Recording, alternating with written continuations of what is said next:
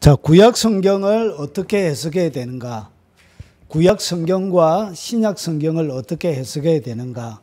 자, 여기에 대해서 다윗의 회개와 죄사함의 원리, 어떻게 다윗이 회개하는 것과 죄사함이 어떻게 일어나는지를 구약 성경과 신약 성경을 왔다 갔다 하면서 그렇게 한번 해석을 해보도록 하겠습니다. 자, 잘 한번 보시기 바랍니다. 자, 성경은 무엇을 기록하고 있는지 여러 시간에 걸쳐서 말씀을 드렸습니다. 자, 복습하는 차원에서 한번 보겠습니다. 누가복음 24장 44절에 자, 모세의 율법, 모세의 율법이란 것은 창세기, 출애굽기, 레위기, 민수기, 신명기 그 5권을 얘기합니다. 그리고 선지자의 글은 뭐냐면 여호수아부터 해서 에스더까지를 전 선지서, 그리고 우리가 아는 이사야부터 말라기까지를 후기 선지서로 그렇게 분류합니다. 그래서 여기서 나오는 유대인들은 선지자의 글은 전 선지서와 후 선지서를 얘기하고요. 그리고 시편은 욥기, 시편, 잠문, 전도, 아가. 그러니까 요 모세의 율법과 선지자의 글과 시편 딱 이야기하면 이것이 구약 성경 39권 전체를 이야기합니다. 그래서 구약 성경은 나를 가르쳐 기록된 모든 것이 이루어져야 하리라 한 말이 이것이라. 결국 구약 성경은 누구의 이야기라고요? 예수님의 이야기. 그런데 구약 성경을 가지고 예수님 외에 다른 것을 설명하면 그거 자체가 잘못된 해석이고 그거 자체가 잘못된 그런 말이란 것이죠. 너희가 성경에서 영생을 얻는 줄로 생각하고 성경을 연구하거니와 이 성경이 곧 내게 대하여 증언하는 것이니라. 예수님께서 얘기했던 이 성경은 예수님 당시에는 신약 성경이 없었죠. 신약 성경은 예수님의 사도들이, 제자들이 기록하는 것이죠. 그래서 여기에서는 얘기하는 성경은 구약 성경을 얘기하는 것입니다. 그래서 성경이 곧 내게 대하여 증언하는 것이라. 자, 그리고 골로새서에 보니까 그러므로 먹고 마시는 것, 구약시대에 나오는 먹는 방법, 절기, 유월절, 그리고 무교절, 그리고 초실절, 그리고 오순절, 그리고 나팔절, 그리고 대속제일, 장막절, 이렇게 해서 7개의 절기를 얘기합니다. 초하루는 매월 1일, 그리고 안식일을 이유로 누구든지 너희를 비판하지 못하게 하라. 자, 이것들은 그러니까 먹고 마시는 것, 절기, 초하루, 안식일, 이 모든 것은 이것들은 장래일의 그림자나. 그러니까 구약은 뭐라고요? 그림자라는 것이죠. 그리고 몸은 그리스도의 것이니라. 결국은 신약에 예수님을 보여주기 위한 하나의 그림자라는 것이죠. 자, 그래서 보세요. 구약 성경 가운데 성경에는 여러 인물들이 나옵니다. 구약만 그런 것이 아니고 신약도 마찬가지입니다. 그러니까 신구약 성경 전체를 이야기하는 것입니다. 성경에는 인물도 나오고요. 그리고 수많은 이 인물과 관련되어져 있는 사건인 이야기들이 있습니다. 그리고 거기에는 수많은 기적들, 그리고 역사적인 세상 나라를 얘기하는 것이죠. 그리고 여러 가지 지형적인, 문화적인 그런 데이터들이 있고요. 그리고 절기나 그리고 제사나 이 모든 것은 결국 누구를 보여주기 위한 것이냐? 예수님을 설명하기 위한 하나의 샘플이란 것이죠. 그러니까 이 모든 것은 구약 성경은 예수님을 설명하기 위한 설명서라는 것이죠. 그래서 이 설명서를 가지고 예수님을 설명하지 않고 다른 것을 설명하면 그 해석 자체가 다 틀린 것이라, 그런 것이란 것이죠. 자, 그래서 구약은 모형이고요. 그리고 그림자란 것이죠. 몸은 누구냐? 예수님이 몸이란 거죠. 몸이 있어야 그림자가 있고 실제가 있어야 모형이 있는 것이란 것이죠. 그래서 구약 성경은 다 예수님의 이야기를 갖다가 어떻게 수많은 퍼즐로 이렇게 흩어난 것입니다. 이렇게 이것을 다 모으면 결국 누가 되냐? 바로 예수님의 이야기가 되는 것입니다. 자, 그러면 오늘 여기서 나오는 이 모세가 아니고 다윗이 나옵니다. 다윗 왕이 하나님 앞에 진짜 용서받지 못할 크게 2개의 죄를 범하게 됩니다. 그런데 이 두 개의 이 죄를 통하여 다윗이 범죄하고 다윗이 용서받는 것, 이거 가지고 주님이 뭔가를 설명하려고 그런 거예요. 요거는 뭔가를 설명하기 위해서 예수님이 이 땅 가운데 오셔서 하실 일을 설명하기 위한 뭐라고요? 모형이란 것이 모형. 설명하기 위한 설명서라는 것이죠. 자, 그러면 보세요. 다윗 왕이 두 가지의 죄를 짓고 나서 용서받는 것은 이 땅 가운데 오셔서 예수님이 하실 일을 설명하고 있는 것입니다. 자, 이 말이 무슨 말이냐? 여러분, 다윗은 크게 두 가지의 아주 큰 죄를 짓습니다. 자, 그러면 보세요. 첫 번째는 뭐냐? 저녁 때에 다윗 왕이 그의 침상에서 일어나 왕궁 옥상에서 거닐다가, 그리고 그곳에서 보니 한 여인이 목욕을 하는데 심히 아름다워 보이는지라. 옥상을 거니는 것은 유대 나라의 하나의 풍습이에요. 풍습 중에 하나인데, 왕이 즐겨 거니는 것을 이 바세바가 알고 고의적으로 한 듯한 느낌이 많이 들어요. 그런데 보세요. 여인이 목욕하는 것을 보고 너무 아름다워서 어떻게 했냐? 다윗이 사람을 보내 그 여인을 알아보게 하였더니 그가 이르되 그는 엘리압의 딸이요 햇사람 우리아의 아내의 바세바가 아니니까니. 그러니까 남의 아내예요. 남의. 자기의 33인의 용사 중에 한 용사, 그러니까 대장 중에 지휘관에 속한 이 우리아의 아내였던 것이죠. 다윗이 전령을 보내 그 여자를 자기에게로 데려오게 하고 그 여자가 그 부정함을 깨끗하게 하였으므로, 그리고 더불어 동침함에 그 여자가 자기 집으로 돌아가니. 결국은 동침하고 나서 뒤에는 이 여자가 임신을 하게 되었어요. 자, 그러면 율법에는 어떻게 되어 있냐? 레위기 20장 10절에 보면 누구든지 남의 아내와 간음하는 자는, 곧 그의 이웃의 아내와 간음하는 자는 그 간부와 음부를 반드시 죽일지니라. 그러니까 하나님의 율법에 의하면 다윗과 이 바세바는 어떻게 됐냐? 죽어야 되는 거예요. 그런데 그냥 죽는 것이 아니라 반드시 죽여야 되는 거예요. 반드시. 이것이 하나님의 모세를 통하여 하나님의 이스라엘 백성들 가운데 주신 율법이에요. 어떻게 죽이냐? 돌로 쳐 죽여야 돼. 어떻게? 사람들이 보는 앞에서 광장에서 모아놓고 돌로 잔인하게 쳐 죽여야만이 뭐가 되어지냐? 이것이 하나님이 정한 법이에요. 그래서 이 간음죄를 지었던 이 다윗이 살 수 있는 방법이 있습니까? 없습니까? 율법에는 다윗과 바세바가 살 수 있는 방법이 없어요. 그래서 솔로몬도 낳을 수 있는 기회가 없어요. 그냥 어떻게 되냐? 죽어야 되는 거예요. 그런데 다윗이 죽냐? 안 죽는 거예요. 아, 이상하다. 그리고 보세요. 한 가지 죄가 더 있어요. 이 간음죄를 지은 것보다 더 악독한 죄를 짓는데 살인교사죄. 살인교사죄는 뭐냐면 다른 사람을 시켜서 죽이는 거예요. 자, 보세요. 그래서 임신한 걸 알고 전쟁터에서 군대가 전쟁하고 있는 우리아를 불러 왕궁으로 부릅니다. 그러고 나서 자기 아내한테 들어가서 자라고 자기 아내와 같이 지낼 수 있도록 이렇게 보냅니다. 근데 우리아가 어떻게 하냐? 안 들어가요. 내 주 요압과 왕의 군대가 전쟁 중에 있는데 내가 어떻게 편안히 아내와 같이 누울 수 있습니까? 정말 충신이죠. 충신.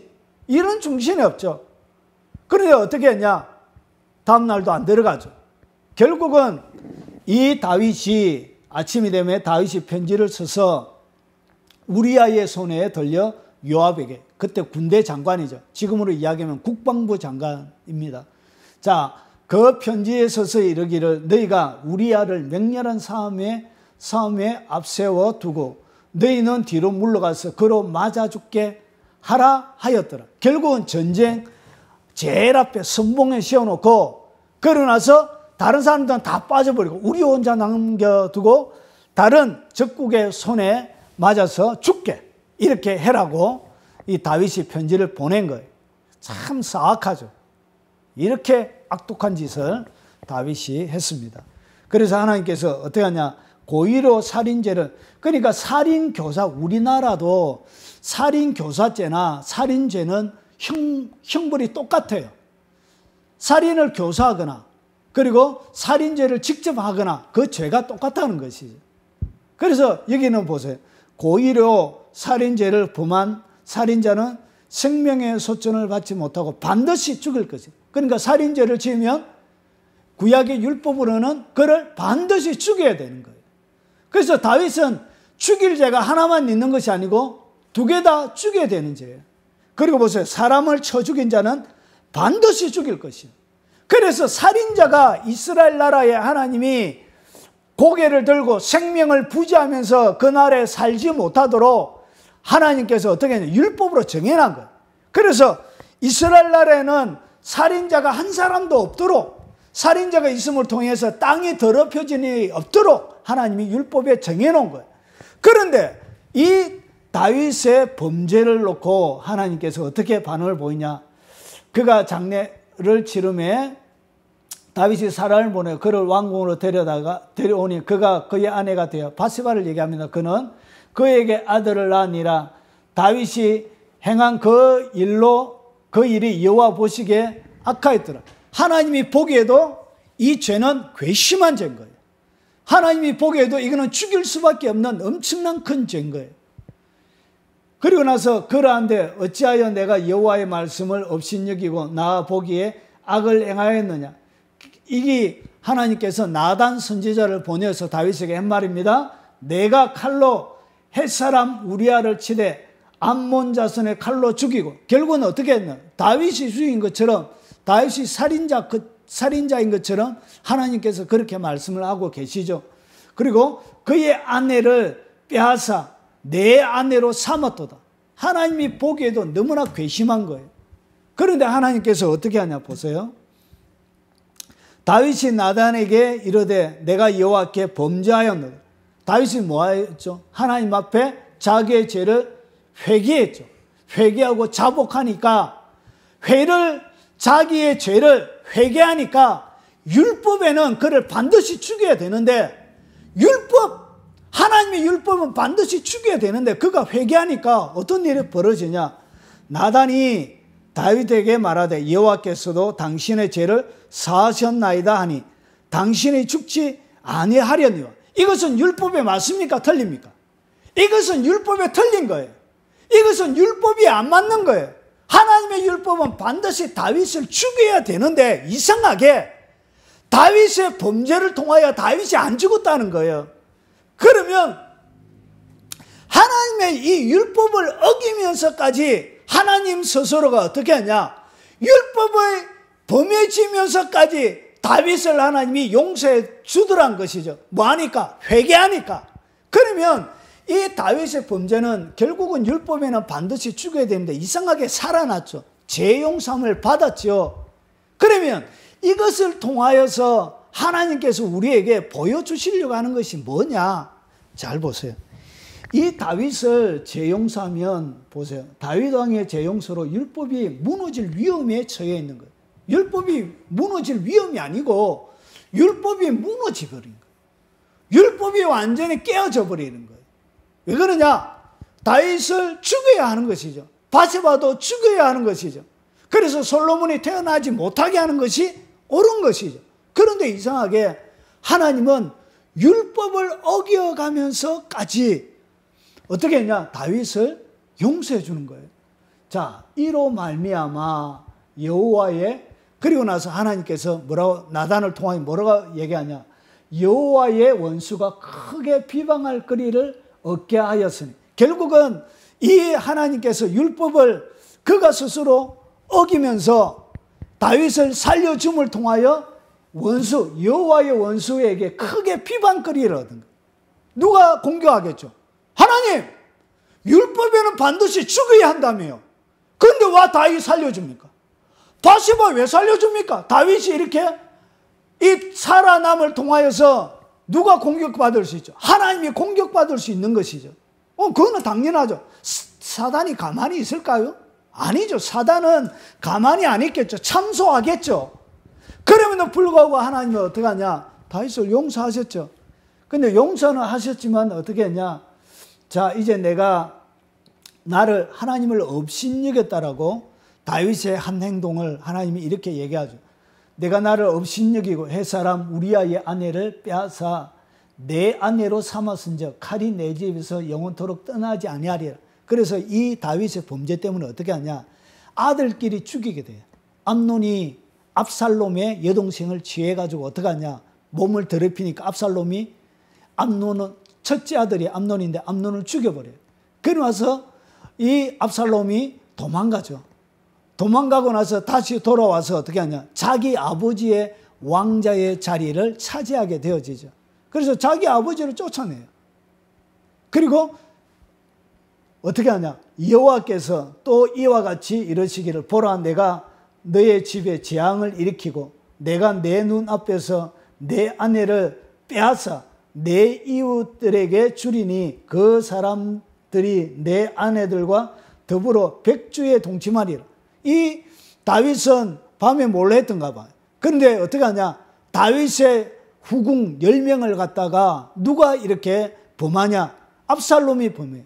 압살롬이 백주 대낮에 온 백성이 보는 앞에서 어떻게 하냐, 다윗의 자기의 스무들을 10명이나 강간해요. 압살롬이 이렇게, 너는 은밀히 행하였으나 나는 온 이스라엘 앞에서 백주의 이 일을 행하리라 하셨나이다. 이렇게 한 사람의 왕의 범죄는, 그러고 나서 나라가 둘로 짜겨져서 어떻게 하냐, 압살롬의 군대와 그리고 압살롬을 추종하는 사람들과 다윗을 추종하는 사람들이 전쟁을 벌여서 수많은 사람들이 죽게 되어져요. 결국은 압살롬이 어떻게 하냐, 상수리 나무에 머리카락이 걸려서 그 압살롬 아들도 죽게 되어집니다. 이렇게 칼이 이 다윗의 집을 떠나지 않게 되어집니다. 그럼에도 이렇게 엄청난, 그냥 다윗만 죽이면 끝나잖아요. 다윗만 하나님의 율법을 따라서 다윗도 죽이고 바세바를 죽이면 하나님의 율법은 무너지지 않고 이스라엘 백성들의 가정들이 이렇게 깨어지지도 않고 자기 후궁 10명이 이렇게 더럽게 당하지 않아도 되어지고, 그리고 많은 백성들이 죽지 않아도 되는데, 전쟁이 일어나지 않아도 되는데, 하나님이 다윗을 살려줌을 통하여서 어떤 일이 벌어지냐, 나라는 이렇게 풍지박산이 나는 것이죠. 그러면 하나님은 왜 이렇게 그냥 다윗을 율법대로 그냥 처단하시지, 이렇게 다윗을 살려줌을 통하여, 그리고 하나님이 마귀에게 어떻게 하냐, 원수가, 여호와의 원수가 크게 비방할 거리를 왜 이렇게 하나님이 허락하시느냐, 이 다윗을 통하여서 다윗의 죄를 용서하시면서 하나님이 뭔가를, 요거는 뭐라고요? 설명서라는 거예요. 설명서. 누구? 예수님이 이 땅 가운데 오셔서 인간의 죄를 어떻게 용서할지를 설명하는 하나의 모형이고 그림이고 설명서라는 것이죠. 자, 그러면 보겠습니다. 그래서 여기에는 뭐가 있냐, 하나님의 정의를 실현하려고 하니까 어떤 일이 벌어지냐, 하나님의 사랑이 깨지는 거예요. 다윗을 향한 하나님의 사랑이. 그런데 하나님의 사랑을, 다윗을 향한 하나님의 사랑을 계속 지키려고 하니까 뭐가 깨지는 거예요? 하나님의 정의가 박살이 나는 거예요. 그래서 오늘 이 사건 가운데 어떻게 하냐, 충돌이 생기는 거예요. 하나님의 정의와 이 하나님의 공의가 심각한 충돌이 생기는 거예요. 그런데 이 충돌이 생기는 것을 여기서는 완전히 해결이 돼야 안 돼요. 해결이 안 되는 거예요. 그러면 이 충돌을 결국은 어떻게 하냐, 예수님이 이 땅 가운데 오셔서 하나님의 정의도 세우고 그리고 하나님의 공의도 하나님의 사랑도 세우는 이 충돌을 극복할 것을 미리 어떻게 그림으로, 모형으로 하나님이 다윗을 용서하심으로 하나님이 구약 가운데 기록해 놓은 거예요. 그러니까 다윗을 어떻게 용서해 주시는 거예요. 용서받는 거예요. 그런데 오늘 여기에서 어떻게 다윗이 용서받는지는 여기에서 확실하게 드러나요, 안 드러나요? 그림자이기 때문에, 모형이기 때문에 확실히 안 드러나는 거예요. 그러면 다윗이 어떻게 용서가 되는지를 예수님이 드디어, 요거는 모형인데 실체가 이 땅 가운데 오셔서 예수님께서 어떻게 하냐, 어떻게 다윗의 죄가 용서되는지를 이제 드디어 설명을 해 주십니다. 이제 실체가 온 거예요. 자, 보세요. 자, 다윗 왕의 용서는 예수님의 죄 사함을 설명하는 거예요. 자, 보세요. 자, 어떻게 설명하느냐. 똑같은 간음죄를 지은 한 사건이 성경의 요한복음에 나옵니다. 똑같은 간음죄. 자, 서기관들과 바리새인들이 음행 중에 잡힌 여자를 끌고 와서 가운데서 음행 중에 잡혔다는 것은 이 음행은 뭘 얘기하는 거예요? 간통을 얘기하는 거예요. 간통. 그러니까 간음죄를 얘기하는 거예요. 근데 이 여자가 어떻게 했냐? 현장에서 현행범이에요. 현행범. 현장에서 잡혀서 어떻게 하냐? 예수께 말하되 선생이여, 이 여자가 간음하다가 현장에서 잡혔나요? 그래서 이 여자를 갖다가 어떻게 했냐? 끌고 온 거예요. 정상적인 옷을 입고 끌고 오진 않았겠죠. 그래서 이 여자를 현행범, 간음 중에 잡혀있는 이 여자를 이렇게 데리고 온 거예요. 그러고 나서 예수님을 세운 거예요. 예수님 앞에. 자, 모세는 율법에 이러한 여자를 돌로 치라 명하였거니와. 그러니까 반드시 죽여라. 그렇게 명령했죠. 선생님은 어떻게 말하겠네. 그러니까 예수님을 어떻게 하냐. 시험하고 있는 거예요. 이 간음한 여자를 앞에 놓고 예수님이 어떻게 할지에 대하여 시험하고 있는 거예요. 자, 그들이 이렇게 말하면 고발할 조건을 얻고자 합니다. 왜 고발하느냐? 만약에 이 여자를 돌로 쳐 죽여야 이것이 율법이죠. 근데 돌로 쳐 죽이지 아니하면 예수님은 뭘 범하는 사람이 되느냐? 율법을 범하는 사람이 되는 거예요. 그래서 율법을 범했기 때문에 예수님은 어떻게 당할 수 있다고? 산헤드린 공의에 고발당할 수 있는 거예요. 그들의 율법으로. 그래서 그는 율법을 어김을 통하여 어떻게 하냐? 고발할 조건을 만드는 거예요. 그래서 돌로 쳐줘야 되는 거예요. 율법으로는. 그런데 보세요. 예수를 시험함이라. 그런데 예수님이 만약에 이 여자를 살려주게 되어지면 어떻게 되느냐? 율법을 범하는 것이 되어지고, 만약에 이 예수님이 이 여자를 돌로 쳐주게 되어지면 이제 죄인들이 예수님 앞에 올 수가 없게 되어지는 거예요. 더 이상 죄를 지은 사람은 예수님이 율법대로 판결을 내리기 때문에 그 예수님의 용서와 긍휼 앞에 사람들이, 예수님 앞에 죄인들이, 구원받아야 될 죄인들이 더 이상 그 하나님의 공의 앞에 나오지를 못하게 되는 거예요. 그러니까 심각한 공의를 세우자니 하나님의 사랑이 깨지고, 하나님의 사랑을 통하여 이 여자를 용서하려고 하니 율법이 깨어지고, 그러니까 이것은 인간이 풀어낼 수 있는 문제가 아닌 거예요. 이것은 어떻게 해결할 수 있는 문제가 아닌 거예요. 그래서 예수님이 이 진퇴양난에 빠진 거예요. 앞으로도 뒤로도 못하는 심각한 문제 가운데 예수님이 빠진 거예요. 그때 보세요. 돌로 쳐 죽여야 되는데 예수님께서 독특한 행동을 하세요. 자, 어떻게 하냐? 예수를 시험함이라. 예수께서 몸을 굽히사 손가락으로 땅에 뭐 했다고요? 근데 예수님께서 이 공의와 정의를 잘 지키기 위해서 손가락으로 땅에 뭐 하기 시작했다. 땅에 막 적기를 시작했는 거예요. 근데 보세요. 뭘 적었냐? 십계명을 적든지, 안 그러면 그 나와 있는 사람들, A라는 사람의 죄 짓고 B라는 사람의 죄 짓고, 그러니까 A는 무슨 죄 지고 언제 무슨 죄 지고 B는 언제 무슨 죄 지고 이렇게 다 적었겠죠. 그래서 뭘 적은지는 정확하게 모르지만 이렇게 추측을 할 수 있겠죠. 그래서 땅바닥에 막 적었어요. 자, 그래서 보세요. 여기에는 공의와 정의가 충돌이 일어난 거예요. 그런데 보세요. 예수님께서 이 공의와 정의가 충돌이 일어나고, 이 공의와 정의가 다 사랑도 충족이 되어지고 정의도 세워지는데 어떻게 하셨냐? 예수님이 뭐 했다고요? 땅에 글을 썼었죠. 자, 요걸 여러분이 집중해서 잘 봐야 돼요. 여러분, 땅에 글을 썼다는 것은 구약에 예수님이 하시는 행동에 대하여 그림이 있을까요? 없을까요?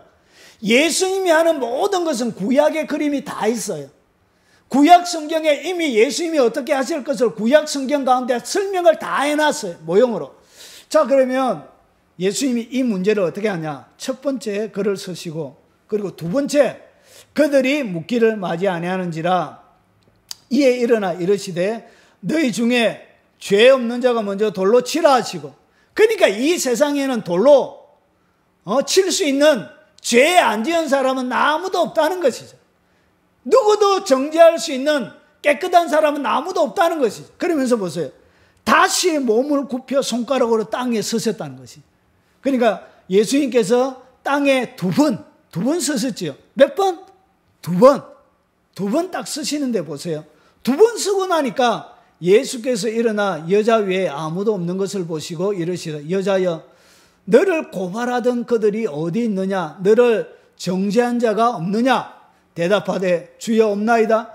예수께서 이르시되 나도 너를 정죄하지 아니하노니 가서 다시는 죄를 범하지 말라 하시니라. 결국은 예수님께서 어떻게 하냐? 땅에 두 번 글을 딱 쓰시고 나서, 그리고 난 다음에 어떻게 하냐? 하나님의 공의, 율법을 어기지 않으면서도, 그리고 이 여자를 죽이지 않고 살려냄을 통하여서 하나님의 사랑이 여자에게 있고, 그리고 하나님의 율법 공의도 살아나는 예수님이 땅에 두 번 글을 쓰심을 통하여 공의도 세워지고 율법도 세워지고 하나님의 사랑도 세워지는 이 두 개가 조화를 이루게 되어지는 거예요. 자, 그러면 예수님이 두 번 서신 것에 대하여 구약에 설명이 있겠죠. 왜 이렇게 하셨는지. 자, 그러면 한번 보겠습니다. 자, 예수님께서 땅에 두 번 서심을 통하여 이 가늠한 여자가 어떻게 됐죠? 용서함을 받았죠. 그러면 요 두 번 서심을 통하여 가늠한 여자만 용서를 받은 것이 아니라 누구도, 다윗도 똑같은 방법으로 용서함을 받은 거예요. 가늠한 여자만 용서받은 것이 아니에요. 누구도, 다윗도, 구약시대의 모든 사람도 지금도 마찬가지로 똑같이 용서함을 받는 거예요. 자, 그러면 보세요. 구약시대에 하나님께서 땅에 글을 쓰신 적은 딱 3번 있어요. 몇 번? 3번 있습니다. 구약 성경에. 자, 한 번은 어디 있냐면, 구약 성경에서 하나님께서 직접 글을 쓰신 것은 뭐냐면, 한 번은 하나님이 십계명을 모세에게 적어주실 때 글을 누가 썼었죠? 하나님께서 직접 썼었지요. 그러니까 하나님이 직접 쓴 것은 십계명 2번, 그리고 또 한 번 벨살살 왕이 어떻게 했냐, 하나님의 성전에 기물을 가지고 잔치를 벌리고 있을 때 손가락이 나왔습니다. 손가락이 나와서 매너매너 되게 우바르신 해가지고 이 벨살살 왕이 하나님의 저울에 달렸는데 부족함이 보였다 해서 멸망할 것을 이렇게 보여주기 위해서 손가락이 나타나서 벽에다가 글을 쓰셨습니다. 그래서 하나님께서 직접 쓰신 것은 성경에 몇 번밖에 없다고요. 딱 3번 있는데, 그런데 똑같은 오늘 여기서 글을 쓴 것은, 이 여자가 구원함을 받은 것은 글을 몇 번 썼죠? 2번 썼죠. 2번. 한 번이 아니고. 그러면 오늘 요 사건은 아니고 2번 쓴 사건은 뭐밖에 없어요? 바로 모세 십계명 사건이죠. 자, 그러면 이 2번 섬을 통하여서 이 여자뿐만 아니라 모든 사람의 죄를 하나님께서 용서해 주시는 방법을 보여주시는데, 자, 가늠한 여인이 돌에 맞아 죽지 않고 어떻게 사느냐? 자, 요 구약시대에 모세가 하나님께서 직접 쓰신 그 두 돌판이 어떻게 되어지는지 보십시오. 하나님의 성막입니다. 이것은 성소고, 요 안에 지성소예요. 요 안에,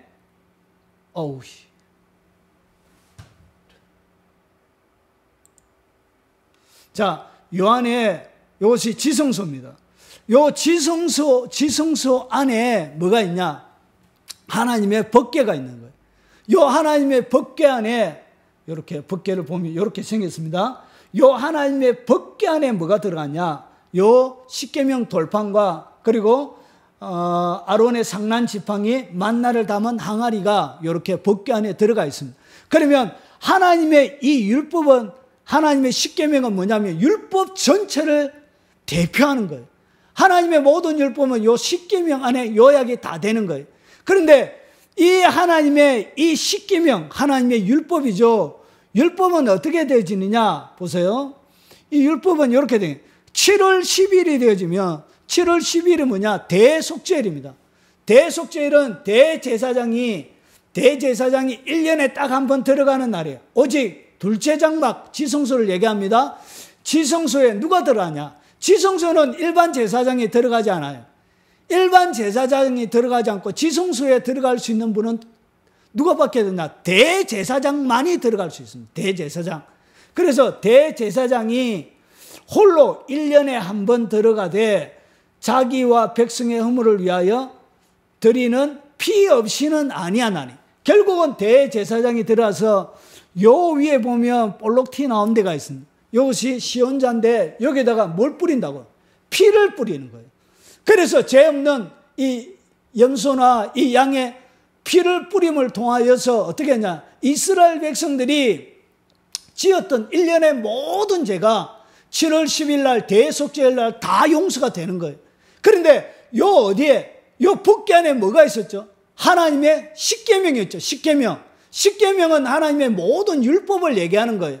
그래서 하나님의 모든 율법을 어떻게 하냐? 피를 뿌림을 통하여 율법이 덮여지게 되어집니다.